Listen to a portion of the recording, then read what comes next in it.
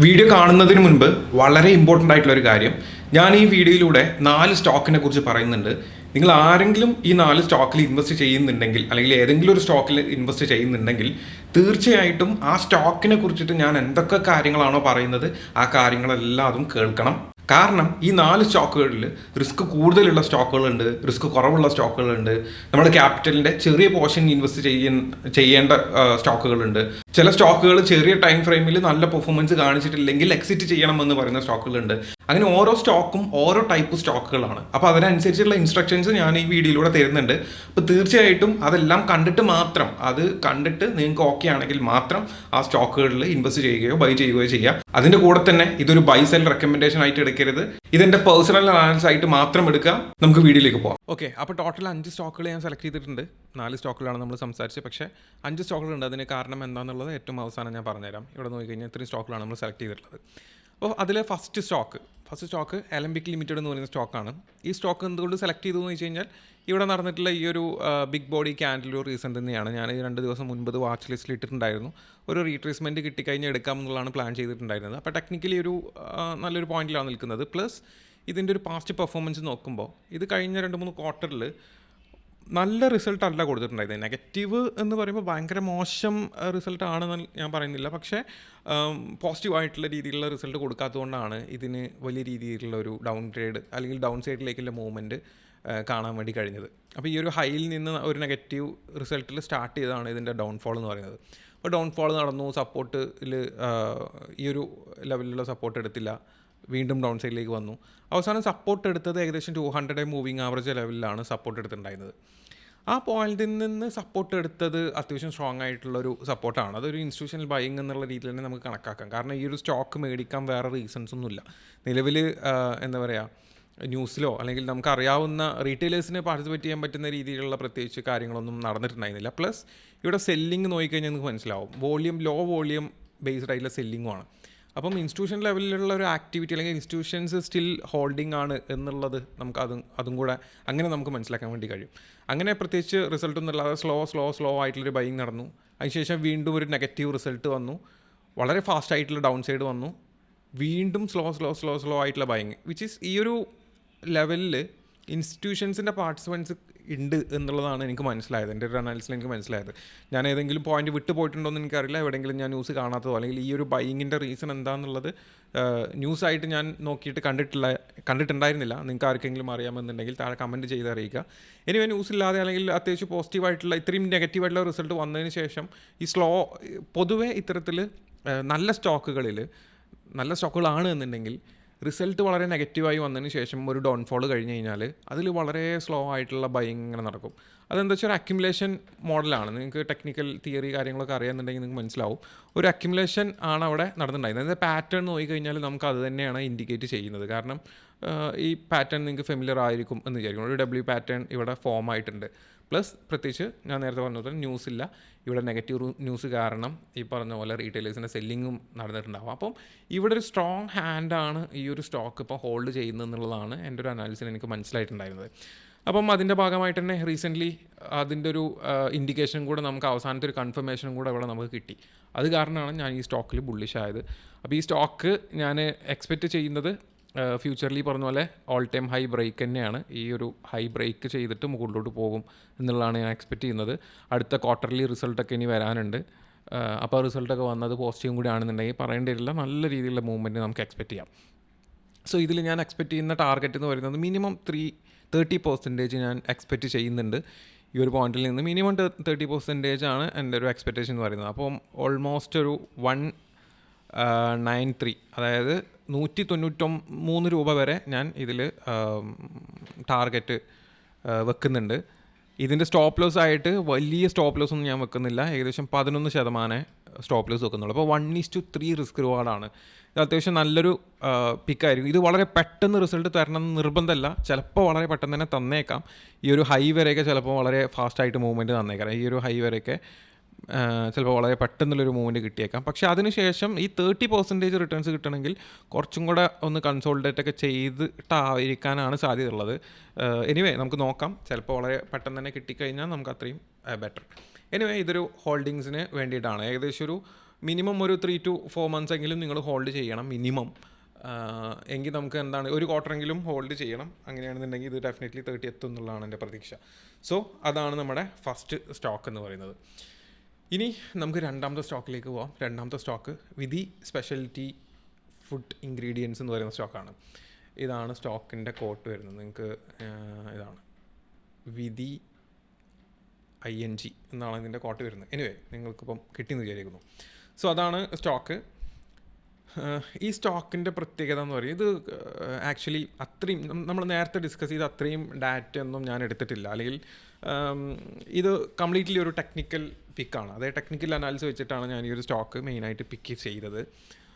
ഇതിൽ കുറച്ച് ഇഷ്യൂസൊക്കെ ഈ സ്റ്റോക്കിൽ പണ്ട് നടന്നിട്ടുണ്ടായിരുന്നു. പക്ഷേ നിങ്ങളിതിൻ്റെ ഒരു പാറ്റേൺ നോക്കിക്കഴിഞ്ഞാൽ, ഞാൻ എന്തുകൊണ്ട് ഇതിൽ ഡാറ്റ എടുത്തില്ല അല്ലെങ്കിൽ ഫണ്ടമെൻ്റലി ഉള്ള കാര്യങ്ങൾ ന്യൂസോ കാര്യങ്ങളോ നോക്കിയില്ല എന്ന് പറയാൻ കാരണം എന്താണെന്ന് വെച്ച് കഴിഞ്ഞാൽ, ഈ സ്റ്റോക്കിൻ്റെ മൂവ്മെൻറ്റ് കണ്ടാൽ അല്ലെങ്കിൽ ഇതിൻ്റെ ക്യാൻഡിൽസ് കണ്ടാൽ മനസ്സിലാവും ഇതിൽ വലിയൊരു എന്താ പറയുക പാർട്ടിസിപ്പേഷൻ കുറവാണ്. അതായത് അതിപ്പോൾ റീറ്റെയിലേഴ്സിൻ്റെ ആയാലും അതുപോലെ തന്നെ ഇൻസ്റ്റിറ്റ്യൂഷൻസിൻ്റെ ആണെന്നുണ്ടെങ്കിലും പാർട്ടിസിപ്പൻസ് വളരെയധികം കുറവാണ്. ഇതിൽ വോളിയം കുറവാണ്. അപ്പോൾ അതുകൊണ്ട് തന്നെ വലിയ ഇവൻറ്റോ കാര്യങ്ങളൊന്നും ആ ഒരു രീതിയിൽ മുന്നിട്ട് നിൽക്കുന്നൊരു സ്റ്റോക്ക് ആയിരിക്കില്ല ഇത്. ഇതിൽ ഇനി കുറച്ച് കഴിഞ്ഞാലായിരിക്കും ഇത്തരത്തിലുള്ള ഈ കുറച്ചുകൂടെ പാർട്ടിസിപ്പേഷൻ കൂടുന്നത്. സോ ഇതിൽ ഞാൻ നേരത്തെ പറഞ്ഞല്ലോ, ഇതിൽ ഞാൻ ബൈ ചെയ്യേണ്ടായ കാരണം എന്ന് പറയുന്നത് ഒരുപാട് കാലത്തിന് ശേഷമാണ് മെയിനായിട്ട് ഇപ്പം ഇത്തരത്തിലുള്ള സ്റ്റോക്കുകളുടെ പ്രത്യേകത എന്ന് പറയുന്നത്, അതായത് അധികം പാർട്ടിസിപ്പേഷൻ കുറവായിട്ടുള്ള ഇത്തരത്തിലുള്ള മൂവ്മെൻറ്റ് കാണിക്കുന്ന സ്റ്റോക്കുകളിലൊക്കെ എന്നാണോ ഒരു ബിഗ് ക്യാൻഡിൽസിൻ്റെ കൺസിസ്റ്റൻസി വരുന്നത്, അതിനുശേഷം വലിയ വലിയ വലിയ മൂവ്മെൻറ്റ്സിലേക്ക് പോകാറുണ്ട് സാധാരണ ഇത്തരത്തിലുള്ള സ്റ്റോക്കുകൾ. ഫോർ എക്സാമ്പിൾ ഇപ്പം ഇവിടെ നമ്മൾ നോക്കുകയെന്നുണ്ടെങ്കിൽ പാസ്റ്റ് ഇപ്പോൾ ഇതാണ് ഒരു എന്താ പറയുക ഒരു മൾട്ടി ഇയർ ഹൈ എന്ന് പറയുന്നത്. ഈ ഹൈക്ക് ശേഷം ഈ സ്റ്റോക്ക് നോക്കിക്കഴിഞ്ഞാൽ നമുക്ക് മനസ്സിലാവും എപ്പോഴെങ്കിലൊക്കെ ഒരു വലിയ ക്യാൻഡിൽ വരും, പക്ഷേ പിന്നീട് അത് ഫോളോപ്പ് ആയിട്ട് അതിന് ക്യാൻഡിൽസ് ഒന്നും വരാറില്ല. പിന്നെ അതുപോലെ തന്നെ പിന്നീട് നമ്മൾ കുറേ നോക്കുന്നുണ്ടെങ്കിൽ എപ്പോഴെങ്കിലും ഒരു ക്യാൻഡിൽ വന്നിട്ടുണ്ടാവും, പക്ഷേ ഫോളോപ്പ് ആയിട്ട് വീണ്ടും ഒരു ക്യാൻഡിൽ വന്നിട്ടുണ്ടാവില്ല. പിന്നെയും കുറേ കഴിഞ്ഞതിന് ശേഷം ഒരു ക്യാൻഡിൽ വരും, പിന്നെ ഇതിനൊരു ഫോളോ അപ്പ് ക്യാൻഡിൽ ഉണ്ടായിരുന്നു. അതിന് ശേഷം നിങ്ങൾ നോക്കിക്കഴിഞ്ഞാൽ മനസ്സിലാവും ഈ ഒരു ഫോളോ അപ്പ് ക്യാൻഡിൽ വന്നതിന് ശേഷം നിങ്ങൾ നോക്കിക്കഴിഞ്ഞാൽ മനസ്സിലാവും ഇത് നല്ല മൂവ്മെൻറ്റ് അപ്പ് സൈഡിലേക്ക് നല്ല മൂവ്മെൻറ്റ് തന്നിട്ടുണ്ടായിരുന്നു. അതിന് ശേഷമാണ് ഈ പറഞ്ഞ പോലെ മൾട്ടി ഇയർ ഹൈയിലേക്ക് എത്തിയത്. ഏകദേശം 25% റിട്ടേൺസ് ഈ സ്റ്റോക്കിൽ വന്നിട്ടുണ്ടായിരുന്നു. ഈ കൺസിസ്റ്റൻസി വരുന്ന സമയത്താണ്, അതായത് ഈ ബിഗ് ബോഡി ക്യാൻഡിൽസിൻ്റെ കൺസിസ്റ്റൻസി വരുന്ന സമയത്താണ് ഇത്തരത്തിലുള്ള റിട്ടേൺസ് നമുക്ക് കിട്ടുക. അപ്പോൾ അങ്ങനെ നോക്കിക്കഴിഞ്ഞാൽ ഈ ഒരു റിട്ടേൺസ് അല്ലെങ്കിൽ ഈ ഒരു സമയത്തുണ്ടായിരുന്ന ഒരു കൺസിസ്റ്റൻസി കഴിഞ്ഞ് കഴിഞ്ഞാൽ പിന്നെ എവിടെയും നമുക്കൊരു ബിഗ് ബോഡി ക്യാൻഡിൽ കൺസിസ്റ്റൻസി ഇല്ല, ബിഗ് ബോഡി ക്യാൻഡിൽസ് കാണാനില്ല. സോ അതിന് ശേഷം നമുക്ക് ഇപ്പോൾ എപ്പോഴാണ് കാണാൻ വേണ്ടി കഴിയുന്നത്, ഇപ്പോഴാണ് കുറച്ചും കൂടെ. ഇപ്പോൾ ഇവിടെ നമുക്കൊരു ക്യാൻഡിൽ വന്നു, അതിനുശേഷം ഇത് നോക്കിക്കഴിഞ്ഞാൽ നിങ്ങൾക്ക് മനസ്സിലാവും ഇത് കുറച്ചുകൂടെ കൺസിസ്റ്റൻ്റ് ആണ്. ഇതൊരു ബിഗ് ബോഡി ക്യാൻഡിൽ വന്നു, 3 ദിവസത്തിന് ശേഷം വീണ്ടും ഒരു big body candle, which is ഇതിൽ കുറച്ചും കൂടെ ഒരു പാർട്ടിസിപ്പേഷൻ നല്ല രീതിയിൽ കൂടുന്നുണ്ട്, അല്ലെങ്കിൽ ഇൻസ്റ്റിറ്റ്യൂഷൻസിൻ്റെ ഒരു എന്താ പറയുക പാർട്ടിസിപ്പേഷൻ ഇതിലേക്ക് വരുന്നുണ്ട് എന്നുള്ളത് നമുക്ക് മനസ്സിലാക്കാൻ വേണ്ടി. അപ്പോൾ ഞാൻ ടെക്നിക്കലി അങ്ങനെയാണ് ഈ ഒരു സ്റ്റോക്കിൽ മനസ്സിലാക്കിയത്. പ്ലസ് ഈ സ്റ്റോക്കിൻ്റെ ഒരു മൾട്ടി ഇയർ ബ്രേക്ക് ഔട്ടും കൂടെ ഈ സ്റ്റോക്കിൽ നടന്നിട്ടുണ്ട്. ഒരുപാട് കൊല്ലത്തിന് ശേഷം ഈ സ്റ്റോക്കിൽ ഒരു ബ്രേക്ക് ഔട്ട് നടന്നു എന്നതും ഒരു റീസണാണ്. അങ്ങനെ ഒരു ടെക്നിക്കൽ റീസൺ കാരണമാണ് ഈ സ്റ്റോക്കിൽ ഞാൻ ബൈ ചെയ്യാനുണ്ടായ കാരണം എന്ന് പറയുന്നത്. ഓക്കെ, അപ്പം അതാണ് രണ്ടാമത്തെ സ്റ്റോക്ക് എന്ന് പറയുന്നത്. ഇനി മൂന്നാമത്തെ സ്റ്റോക്ക് സെയിം കാര്യം തന്നെയാണ്. ഈ മൂന്നാമത്തെ സ്റ്റോക്കിൽ ഞാൻ ഇപ്പോൾ ഇതുപോലെ ബൈ ചെയ്യേണ്ട റീസൺ രണ്ടാമത്തെ സ്റ്റോക്കിൻ്റെ അതേ റീസണാണ്, ടെക്നിക്കൽ റീസണാണ്. ഫസ്റ്റ് സ്റ്റോക്കിൻ്റെ പോലെ ഫണ്ടമെൻ്റൽ അനാലിസിസ് കാര്യങ്ങളൊന്നും നടത്തിയിട്ടില്ല, അല്ലെങ്കിൽ അതിൻ്റെ ഒരു ടൈം ലൈൻ കാര്യങ്ങളൊന്നും നോക്കിയിട്ടില്ല. ഇവിടെ ഇതിൻ്റെ പ്രത്യേകത എന്ന് പറഞ്ഞാൽ ഈ സ്റ്റോക്ക് വളരെ അഗ്രസീവായിട്ടുള്ള, ഇത് ആക്ച്വലി ന്യൂസ് ബേസ്ഡ് ആയിട്ടുള്ള മൂവ്മെൻ്റ് ആയിരുന്നു. നല്ല റിസൾട്ട് തന്നതിന് ശേഷമൊക്കെ ഉണ്ടായൊരു മൂവ്മെൻ്റ് ആയിരുന്നു ഇത്. അതിനുശേഷം നിങ്ങൾ നോക്കിക്കഴിഞ്ഞാൽ മനസ്സിലാവും പാർട്ടിസിപ്പേഷൻ വളരെ അതായത് ആരും ഈ സ്റ്റോക്ക് ബൈ ചെയ്യുന്നില്ല. വളരെ ഡൗൺ സൈഡിലേക്കുള്ള മൂവ്മെൻ്റ് ആണ് ഇതിൽ. ഈ സ്റ്റോക്കിൽ എനിക്ക് തോന്നുന്നു എന്തോ ന്യൂസ് ഇതിൽ സംഭവിച്ചിട്ടുണ്ടായിരുന്നു, ഞാനത് ചെക്ക് ചെയ്ത് ഞാൻ മറന്നുപോയി. എനിവേ എന്താ പറയുക, ഈ സ്റ്റോക്കിൻ്റെ പ്രോഫിറ്റബിലിറ്റിനെ നല്ല രീതിയിൽ ബാധിച്ചതിന് ശേഷം ഈ സ്റ്റോക്കിൽ ഹോപ്പ് പോയി എല്ലാവരും എക്സിറ്റ് ചെയ്യുന്നൊരു സ്റ്റേജായിരുന്നു ഈ ഒരു സ്റ്റേജ് എന്ന് പറയുന്നത്. ആ സ്റ്റേജിൽ നിങ്ങൾ വോളിയം നോക്കിക്കഴിഞ്ഞാൽ മനസ്സിലാവും അഗ്രസീവ് അല്ല, പക്ഷേ സ്ലോ ആയിട്ട് എല്ലാവരും എക്സിറ്റ് ചെയ്ത് പോവുകയാണ്. എനിക്കൊന്ന് ഇതിൽ പല രീതിയിൽ ഇൻസ്റ്റിറ്റ്യൂഷൻസിൻ്റെ എക്സിറ്റും കാര്യങ്ങളൊക്കെ നടന്നിട്ടുണ്ട്, അതൊക്കെ റിപ്പോർട്ടും കാര്യങ്ങളൊക്കെ വന്നിട്ടുണ്ടായിരുന്നു.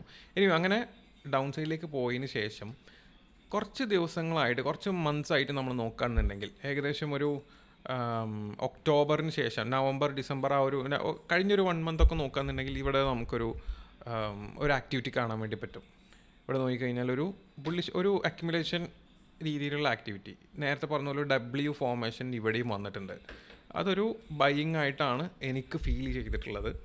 സോ നിങ്ങൾക്കും കൂടെ അങ്ങനെ ഫീൽ ചെയ്യുന്നുണ്ടെങ്കിൽ നിങ്ങൾക്ക് ബൈ ചെയ്യാം. ഒരു ഡബ്ല്യു പാറ്റേൺ, ഇവിടെ ഒരു റിവേഴ്സൽ പാറ്റേൺ ഫോം ചെയ്ത പോലെ എനിക്ക് തോന്നുന്നു. എനിവേ അത് മിക്കവാറും ഇത് ആക്ച്വലി ഒരു ഇൻസ്റ്റിറ്റ്യൂഷണൽ ബൈയിങ് ആണ്, അല്ലെങ്കിൽ ഒരു ഡബ്ല്യു പാറ്റേൺ വർക്കൗട്ട് ആവുകയാണെന്നുണ്ടെങ്കിൽ ഡെഫിനറ്റ്ലി വളരെ വലിയ റിട്ടേൺസ് നമുക്ക് കിട്ടും ഈ സ്റ്റോക്കിൽ. അതുകൊണ്ടുകൂടിയാണ് ഞാൻ ഈ സ്റ്റോക്ക് റെക്കമെൻഡ് ചെയ്യാൻ കാരണം. ഇതിൽ എനിക്ക് തോന്നുന്നു ഏകദേശം ഒരു 35% ഒക്കെ സിമ്പിളായിട്ട് അടിക്കാൻ സാധ്യതയുണ്ട്. സ്റ്റോപ്പ് ലോസ് ആണെങ്കിൽ വളരെ കുറവ് വെച്ചാൽ മതി. സ്റ്റോപ്പ് ലോസിൻ്റെ ഏറ്റവും ഡൗൺ വെച്ചാൽ പോലും, ഏറ്റവും ലോ വെച്ചാൽ പോലും ഏകദേശം 20% മാത്രമേ ഉള്ളൂ. പക്ഷേ ഞാൻ റെക്കമെൻഡ് ചെയ്യുന്നത് ഈ ഒരു ഏകദേശം ഒരു 13% അല്ലെങ്കിൽ മാക്സിമം ഒരു 15% ഒക്കെ സ്റ്റോപ്പ് ലോസ് വെച്ചാൽ മതി. ടാർഗറ്റ് നമുക്ക് 30+ കിട്ടും. അതും 1:2 എബവ് ആണ് റിസ്ക് റിവാർഡ് വരുന്നത്, വിച്ച് ഇസ് നല്ലൊരു ഇതായിട്ടാണ് എനിക്ക് തോന്നുന്നത്. സോ അതാണ് മൂന്നാമത്തെ സ്റ്റോക്ക്, ടെക്നിക്കൽ റീസൺ. ഇനി നാലാമത്തെ സ്റ്റോക്ക് ഹർഷ ലിമിറ്റഡ് എന്ന് പറയുന്ന സ്റ്റോക്കാണ്. ഈ സ്റ്റോക്കിൻ്റെ പ്രത്യേകത എന്ന് പറയുന്നത്, ഈ സ്റ്റോക്കും നേരത്തെ പറഞ്ഞ പോലെ തന്നെ ടെക്നിക്കൽ അനാലിസിസ് ആണ്. പക്ഷേ ഇത് കുറച്ചും കൂടെ മോർ ലൈക്ക് ഒരു പാസ്റ്റ്, ഇപ്പം പല പെർഫോമൻസ് കാണിച്ച സ്റ്റോക്കുകളിലും കാണുന്ന ഒരു കോമൺ ആയിട്ടുള്ള ഒരു റീസണാണ് ഇതിലുള്ളത്. ഫോർ എക്സാമ്പിൾ, ഞാൻ സാധാരണ എപ്പോഴും ചെയ്യാറുള്ള സ്റ്റോക്കുകളാണ് ഈ IPO കഴിഞ്ഞതിന് ശേഷം അധികം കഴിയാത്ത ഒരു 1 year 2 yearനുള്ളിൽ നിൽക്കുന്ന സ്റ്റോക്കുകൾ. അപ്പോൾ അങ്ങനെ സ്റ്റോക്കുകളുടെ പ്രത്യേകത എന്ന് പറഞ്ഞാൽ IPOയുടെ ആ ഒരു ഓപ്പണിംഗ് പ്രൈസ് അല്ലെങ്കിൽ ആ ഒരു ലിസ്റ്റിംഗ് പ്രൈസിൻ്റെ ലെവലിൽ വരുമ്പോൾ എങ്ങനെ റിയാക്ട് ചെയ്യുന്നു എന്ന് നോക്കിക്കഴിഞ്ഞാൽ നമുക്ക് ഏകദേശം ആ ഒരു സ്റ്റോക്കിൻ്റെ പെർഫോമൻസ് സാധാരണ നമുക്ക് പ്രെഡിക്റ്റ് ചെയ്യാൻ പറ്റാറുണ്ട്. അപ്പോൾ അങ്ങനെ നോക്കുന്ന സമയത്ത് ഇതാണ് IPOയുടെ ആ ഒരു ഓപ്പണിംഗ് പ്രൈസ് എന്ന് പറയുന്നത്, അല്ലെങ്കിൽ ആ ഒരു ഓപ്പണിംഗ് റേഞ്ച് ഇതാണ്. ആ ഒരു റേഞ്ചിൽ സപ്പോർട്ട് എടുത്തിട്ടാണ് ഈ സ്റ്റോക്ക് ഇപ്പോൾ, അല്ലെങ്കിൽ അവിടെ ഈ പറഞ്ഞ പോലെ റിവേഴ്സൽ ഫോർമേഷൻ, ഇത് ഓൾമോസ്റ്റ് ലൈക്ക് ഒരു ഡബ്ല്യു അല്ലെങ്കിൽ ഈ ഒരു എന്താ പറയുക, ഒരു അക്യുമുലേഷൻ ടൈപ്പ് ഓഫ് പാറ്റേൺ ഇവിടെ ഫോം ആയിട്ടുണ്ട്. അതിനുശേഷം നല്ലൊരു ഹൈ തന്ന് വീണ്ടും റീട്രേസ്മെൻറ്റ് തന്ന് ഇവിടെ വീണ്ടും ഒരു ബുള്ളിഷ് ക്യാൻഡിൽ ഫോർമേഷൻ. ഇതും ഈ പറഞ്ഞ ഒരു റിവേഴ്സൽ പാറ്റേൺ ആണ്. പ്ലസ് ഇത് നിൽക്കുന്നത് നമ്മുടെ IPO ലിസ്റ്റ് ചെയ്ത പ്രൈസിൻ്റെ അവിടെയും കൂടെ ആയതുകൊണ്ട് തന്നെ ഇതിനൊരു കൺഫർമേഷൻ ഉണ്ട്. ഇതെൻ്റെ എക്സ്പീരിയൻസിൽ മാത്രം എനിക്ക് മനസ്സിലായൊരു ടൈപ്പ് ഓഫ് കൺഫർമേഷനാണ് ഈ സ്റ്റോക്കിലുള്ളത്. നിങ്ങൾക്ക് നിങ്ങളുടെ ഒരു അനാലിസിസ് വെച്ചിട്ട് തന്നെ ബാക്കി കാര്യങ്ങൾ ചെയ്യാം. ഇവിടെ നോക്കിക്കഴിഞ്ഞാൽ ട്രെൻഡ് ലൈൻ ബ്രേക്ക് ആയിട്ടുണ്ട്, പിന്നെ റിവേഴ്സൽ പാറ്റേൺ ഇവിടെ ഫോം ആയിട്ടുണ്ട്, പിന്നെ അതുപോലെ തന്നെ നല്ല നല്ല ക്യാൻഡിൽസ് വരുന്നുണ്ട്, വോളിയം ഇൻക്രീസ് ആവുന്നുണ്ട്. അങ്ങനെ മൊത്തത്തിൽ ഒരു ടെക്നിക്കലി പോസിറ്റീവായിട്ടുള്ള സ്റ്റേജിലാണ് ഈ സ്റ്റോക്ക് നിൽക്കുന്നത്. ഇപ്പോൾ നിങ്ങളുടെ അനാലിസും കൂടെ കഴിഞ്ഞതിന് ശേഷം ഇതിൽ നിങ്ങൾക്ക് ഇൻവെസ്റ്റ് ചെയ്യാൻ വേണ്ടി പറ്റും. അപ്പോൾ അങ്ങനെ 4 സ്റ്റോക്കുകളാണ് ഇപ്പോൾ ഞാൻ ഇതിൽ പറഞ്ഞിട്ടുണ്ടായിരുന്നത്. ഞാൻ നേരത്തെ പറഞ്ഞ പോലെ അഞ്ചാമത്തെ സ്റ്റോക്ക്, ഈ സ്റ്റോക്ക് ഞാൻ സെലക്ട് ചെയ്യാൻ കാരണം എന്ന് പറഞ്ഞാൽ ഇത് വെരി ഷോർട്ട് ടേമിലേക്കല്ല. അതുകൊണ്ടാണ് ഞാൻ ഈ സ്റ്റോക്ക് ഏറ്റവും അവസാനം ഇട്ടത്, അല്ലെങ്കിൽ നമ്മുടെ 4 സ്റ്റോക്കിൽ ഉൾപ്പെടുത്താതിരിക്കാനുള്ള കാരണം അതുകൊണ്ട് കൂടിയാണ്. ക്രിസിൽ എന്ന് പറഞ്ഞ സ്റ്റോക്ക്, ഇതിൽ ഒരുപാട് ഇതിനെക്കുറിച്ച് പറയാനുണ്ട്. നിങ്ങൾ ഇവിടെ നോക്കിക്കഴിഞ്ഞാൽ മനസ്സിലായി, ഞാൻ ഒരുപാട് കാര്യങ്ങൾ ഇതിനെക്കുറിച്ച് ചെക്ക് ചെയ്തിട്ടുണ്ട്, ഇതിൻ്റെ ഒരു ജേർണി എങ്ങനെയാണെന്നുള്ളത്. അപ്പോൾ അതിൽ പല റീസൺ കാരണം ഒരു 6 months അബവ് ഹോൾഡിങ്സിന് റെഡി ആണെന്നുണ്ടെങ്കിൽ നിങ്ങൾക്ക് ഇൻവെസ്റ്റ് ചെയ്യാൻ പറ്റുന്ന സ്റ്റോക്കാണ് ക്രിസിൽ എന്ന് പറയുന്നത്. ഒരു റേറ്റിംഗ് കൊടുക്കുന്ന ഈ റിസർച്ച് ഈ ഇൻസ്റ്റിറ്റ്യൂഷൻസ് പോലുള്ള ആളുകൾക്ക് അല്ലെങ്കിൽ ഫണ്ട് ഹൗസുകൾക്കൊക്കെ കമ്പനീസിനെ റിസർച്ച് ചെയ്യുന്നത് അങ്ങനത്തെ ഒരു ടൈപ്പ് കമ്പനിയാണ്. സോ അതിൽ ഒരുപാട് ഇവൻറ്റ് നടന്നിട്ടുണ്ട്. നല്ല റിസൾട്ട് കാരണം അപ്പ് സൈഡിലേക്ക് മൂവ് ചെയ്തു. ഹൈയിലെത്തിയ സമയത്ത് ഇൻസ്റ്റിറ്റ്യൂഷൻസിൻ്റെ എക്സിറ്റിംഗ് നടന്നു. ഇൻസ്റ്റിറ്റ്യൂഷൻസിൻ്റെ എക്സിറ്റ് ഇപ്പോൾ രാകേഷ് ജുൻവാളിൻ്റെ കമ്പനിയിൽ നിന്ന് എക്സിറ്റ് നടന്നു. അതിൻ്റെ പ്ലസ് അതിൻ്റെ കൂടെ നെഗറ്റീവ് റിസൾട്ടും കൂടെ വന്നപ്പോൾ വളരെ ഫാസ്റ്റ് ആയിട്ടുള്ളൊരു ഡൗൺ സൈഡ് ഈ ഒരു ഏരിയയിൽ തന്നു. ഇത് ആക്ച്വലി ഒരു പാനിക് സെല്ലിംഗ് ആയിരുന്നു. കാരണം 2 ഇവൻറ്റ് ഒരുമിച്ച് നെഗറ്റീവ് ഇവൻറ്റ് നടന്നപ്പോൾ വളരെ പാനിക്കായിട്ടുള്ള സെല്ലിംഗ് നടന്നതാണ്. അത് ഭയങ്കര ലോയിലേക്ക് എത്തിക്കും ചെയ്തിട്ടുണ്ട്. അതിനുശേഷം ചെറിയൊരു പോസിറ്റീവ് ന്യൂസ് ഉണ്ടായിരുന്നു. സെബിയുടെ അപ്രൂവൽ, അവർക്ക് പുതിയ ഒരു ബിസിനസ് പ്ലാനിന് വേണ്ടിയിട്ടുള്ള അപ്രൂവൽ കിട്ടി. അതിനുശേഷം ഒരു പോസിറ്റീവ്നെസ് തന്നു. പക്ഷേ വീണ്ടും അത് സെല്ലിംഗ് താഴോട്ട് തന്നെ മൂവ്മെൻറ്റ് വീണ്ടും തന്നു. അതിന് കാരണം വേറെ ഒന്നുമല്ല, കമ്പനി പ്രോഫിറ്റ് മേക്ക് ചെയ്യുന്നില്ല, നെഗറ്റീവ് റിസൾട്ട് കൊടുത്തുകൊണ്ടിരിക്കുകയാണ്, ഗ്രോത്ത് കാണിക്കുന്നില്ല എന്നുള്ളത് തന്നെയായിരുന്നു. അതിനുശേഷം വന്ന ക്വാർട്ടറിൽ വീണ്ടും നെഗറ്റീവ് ന്യൂസാണ്. അതിൻ്റെ കൂടെ തന്നെ രാകേഷ് ജുൻവാൾ വീണ്ടും സെല്ല് ചെയ്യുക, അവരുടെ സെല്ലിങ് വീണ്ടും നടക്കുക. അങ്ങനെ അവസാനം ഏകദേശം ഒരു ജൂണിലെത്തിയ സമയത്താണ് ഇവരുടെ പ്രോഫിറ്റബിലിറ്റി കൂടാൻ വേണ്ടി തുടങ്ങിയത്. ആ തുടങ്ങിയതിന് ശേഷം നിങ്ങൾ നോക്കിക്കഴിഞ്ഞാൽ മനസ്സിലാവും, ഈ ഒരു പോസിറ്റീവ് റിസൾട്ട് അപ്ലോഡ് ചെയ്യുന്നതിന് മുൻപ് തന്നെ ഈ സ്റ്റോക്ക് നല്ല ബൈയിങ്, ഈ ഒരു കമ്പനിയിൽ നല്ല ബൈയിങ് കാണാൻ വേണ്ടി തുടങ്ങുന്നു. അതിന് ശേഷം ഒരു പോസിറ്റീവ് റിസൾട്ട് വന്നു. അതിൻ്റെ ഭാഗമായിട്ട് തന്നെ നല്ല റീറ്റെയിലേഴ്സിൻ്റെ ഇൻവോൾവ്മെൻറ്റ് വന്നു. പക്ഷേ സ്റ്റിൽ അത് ഡൗൺ സൈഡിലേക്ക് വന്ന് വീണ്ടും അപ്പ് സൈഡിലേക്ക് വന്നു. രണ്ടാമത് വീണ്ടും ആ പോസിറ്റീവ് റിസൾട്ടിന് ശേഷം വീണ്ടും പോസിറ്റീവ് റിസൾട്ട്, അതായത് നെഗറ്റീവിലുണ്ടായിരുന്ന നല്ല റിസൾട്ടിന് ശേഷം അപ്പ് സൈഡിലേക്ക് പോയി. പിന്നീട് കംപ്ലീറ്റ് നെഗറ്റീവ് ന്യൂസുകളും നെഗറ്റീവ് റിസൾട്ടും കമ്പനിയുടെ വീക്ക് പെർഫോമൻസ് ആയിരുന്നു കണ്ടിട്ടുണ്ടായിരുന്നത്. അതിനുശേഷം ഇത് പിക്കപ്പായി, റിസൾട്ടും നല്ല രീതിയിൽ പോസിറ്റീവായി വരുന്നുണ്ട്, നല്ല ഗ്രോത്ത് കാണിക്കുന്നുണ്ട്, പ്ലസ് സ്റ്റോക്കിൻ്റെ പ്രൈസ് മൂവ് ചെയ്യുന്നുണ്ട്. രണ്ടും കൂടെ ഒരുമിച്ച് മൂവ് ചെയ്യുന്നൊരു സിറ്റുവേഷനാണ് ഇവിടെ നമ്മൾ കണ്ടത്. അതിനുശേഷം നിങ്ങൾ നോക്കിക്കഴിഞ്ഞാൽ മനസ്സിലാവും ഈ ഒരു സെല്ലിങ് അവർ റീസെൻ്റ്ലി ഗുഡ് റിസൾട്ട് തന്നപ്പോൾ ക്രിയേറ്റ് ചെയ്ത ആ ഒരു ഹൈ ബ്രേക്ക് ചെയ്തിട്ടാണ് അടുത്ത ക്ലോസിങ് നടത്തിയിട്ടുള്ളത്. പ്ലസ് ഏറ്റവും അവസാനം ഇപ്പോൾ ഒരു അക്വിസിഷനും കൂടെ അവർ നടത്തിയിട്ടുണ്ട് പുതിയ കമ്പനിയിൽ. അപ്പം അതും കൂടെ ആയിട്ട് കംപ്ലീറ്റ്ലി ഒരു പോസിറ്റീവ് സ്റ്റേജിലാണ് ഇപ്പം ക്രിസിൽ നിൽക്കുന്നത്. അപ്പോൾ നിങ്ങൾ ചെയ്യേണ്ടതെന്ന് വെച്ച് കഴിഞ്ഞാൽ, ഇതിനർത്ഥം ഇത്രയും പോസിറ്റീവായി നിൽക്കുമ്പോൾ ഇനിയും അപ്സൈഡിലേക്ക് മൂവ് ചെയ്യുമോ ഇല്ലയെന്ന് വെച്ച് കഴിഞ്ഞാൽ, അടുത്ത റിസൾട്ട് ഡെഫിനറ്റ്ലി വളരെയധികം ഇമ്പോർട്ടൻ്റ് ആണ്. അടുത്ത റിസൾട്ട് കൂടെ പോസിറ്റീവ് ആണെന്നുണ്ടെങ്കിൽ ഡെഫിനറ്റ്ലി ഇത് കയറിപ്പോവും. അടുത്ത റിസൾട്ട് വരുന്നത് ഫെബ്രുവരി 14 അപ്പോൾ അതുവരെ സമയമുണ്ട്. മിക്കവാറും അതിന് മുൻപ് ഒരു റാലി നടക്കാനുള്ള സാധ്യത വളരെ കൂടുതലാണ്. ഒരു റാലിയുടെ റിസൾട്ടിൻ്റെ മുൻപായിട്ട് ഒരു റാലി ഉണ്ടാവാൻ സാധ്യത ഉണ്ട്. അപ്പം അറ്റ്ലീസ്റ്റ് അതെങ്കിലും ക്യാച്ച് ചെയ്യാൻ പറ്റും. ഇനി അതല്ല, കുറച്ച് സമയം നിങ്ങൾക്ക് 2 ക്വാർട്ടറും കൂടെ ഹോൾഡ് ചെയ്യാൻ താല്പര്യം ഉണ്ടെങ്കിൽ നിങ്ങൾക്ക് ഡെഫിനറ്റ്ലി ഇത് പിക്ക് ചെയ്യാം. കാരണം ഡെഫിനറ്റ്ലി അടുത്ത 2 ക്വാർട്ടറിൻ്റെ ഉള്ളിൽ ഈ അക്വിസിഷൻ കൂടെ നടന്നിട്ടുണ്ട്. അപ്പോൾ അതും കൂടെ ഈ പറഞ്ഞ പോലെ P&L വരാൻ തുടങ്ങി കഴിഞ്ഞാൽ, പ്രോഫിറ്റിൽ ആഡ് ആവാൻ തുടങ്ങി കഴിഞ്ഞാൽ ഡെഫിനറ്റ്ലി അതും കൂടെ നല്ല രീതിയിൽ വർക്ക് ചെയ്ത് കഴിഞ്ഞാൽ നല്ലൊരു റിട്ടേൺസ് ആയിരിക്കും, നല്ല ഒരു മൂവ്മെൻറ്റ് എക്സ്പെക്റ്റ് ചെയ്യാൻ വേണ്ടി പറ്റും. 5800 രൂപ ഉണ്ട്, അത്യാവശ്യം പ്രൈസ് ഉണ്ട്. പക്ഷേ സ്റ്റിൽ ഇത് നല്ലൊരു ഇതായിരിക്കും കുറച്ച് ലോങ് ടേം ആണെന്നുണ്ടെങ്കിൽ.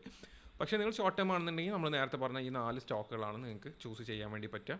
നിങ്ങളുടെ താല്പര്യത്തിനനുസരിച്ച്, നിങ്ങളുടെ ഒരു ലോജിക്കിനനുസരിച്ച്, ഞാൻ പറഞ്ഞതിൽ നിന്ന് എങ്ങനെയാണോ നിങ്ങൾക്ക് എടുക്കാൻ പറ്റുന്നത് അതിനനുസരിച്ച് നിങ്ങൾക്ക് ഇൻവെസ്റ്റ് ചെയ്യാൻ വേണ്ടി പറ്റും. So thank you so much.